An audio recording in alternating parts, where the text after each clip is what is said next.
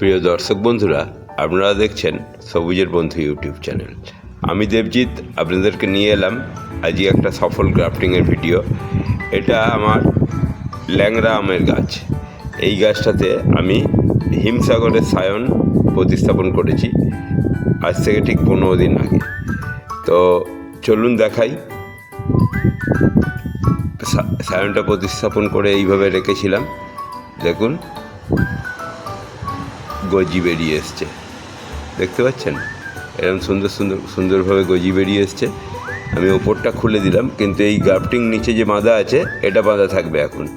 এটা যখন সেই আপনারা যারা একটু ফ্যাটি, একটু জামা পরলে যখন পেটের কাছটা টান টান হয়ে যায়, সেইরকম অবস্থায় যখন হবে ওই পলিথিনের জায়গাগুলো, তখন কাটবেন, এই পলিথিন সরাবেন।